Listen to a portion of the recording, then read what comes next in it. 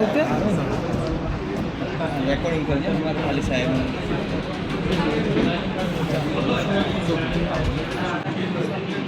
આવી જાઓ તો સરખું આવે નહીતર એમને આપી દે ને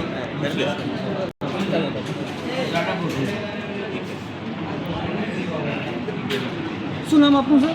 ડૉક્ટર અશોક એચ પટેલ. આજે આ પુરુષો માટે જે કેન્સર કેમ્પનું આયોજન કરવામાં આવ્યું છે, શું કહેશો?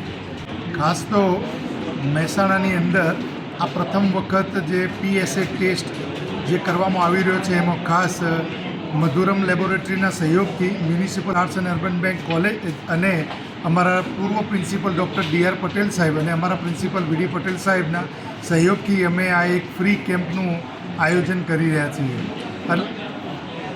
અને એની અંદર ખાસ તો અમે ટાર્ગેટ પ્રમાણે 500 સુધીનું રજિસ્ટ્રેશન રાખ્યું હતું, પરંતુ આજની એમ જોઈએ કે અમારો જે પ્રચાર અને વ્યવસ્થિત એની પબ્લિકની જાગૃતિને જોઈ આજે અમે લગભગ 600થી 650 સુધીના કલેક્શન સુધી પહોંચી ગયા છીએ, જે અમારા માટે ધન્યતા છે.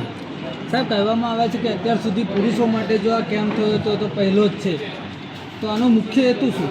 ખાસ તો કેવું છે કે સમાજની અંદર આપણે અત્યાર સુધી એવું જાણતા હતા કે ભાઈ સ્ત્રીઓમાં બ્રેસ્ટ કેન્સર જે છે, સ્તન કેન્સરના એના કેસીસ આવતા અને એના જાગૃતિના કેમ્પ બહુ જ થતા હતા, પરંતુ પુરુષોની અંદર ઘણી બધી એક કહેવાય કે જાગૃતિનો અભાવ અથવા તો થોડું શરમ જે સહેજ ખચકાટ અનુભવ એના લીધે લોકો થોડા ડરતા. પરંતુ જે સમાજમાં બનતા કિસ્સા કે જ્યારે કોઈ એવું અચાનક ટેસ્ટ કરવા જાય અને એવું અચાનક ખબર પડે કે ભાઈ પ્રોસ્ટેટનું 3જા સ્ટેજનું કે 4થા સ્ટેજનું કેન્સર થતું અને પછી એને બચાવવા માટે ગમે તેટલો ખર્ચ કરીએ તો પણ એ બચાવી ના શકતા.